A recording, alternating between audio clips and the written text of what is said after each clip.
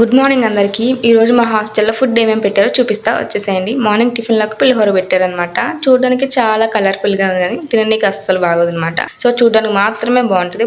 పుల్లగా ఉంది, టేస్ట్ అస్సలు బాగాలేదు. సర్లే ఆఫ్టర్నూన్ అయినా తిందాం మంచిగా అనుకున్నాం, కానీ ఆఫ్టర్నూన్లోకి మీరే చూడండి ఎట్లుందాం. ఈ కూర ఏం కూర అని కనిపెట్టడానికి కూడా ½ అవర్ పెట్టింది అనమాట. సగం మాడిపోయింది, సగం మంచిగా ఉంది. సర్లే లైట్ తీసుకుందాం అనుకున్నా.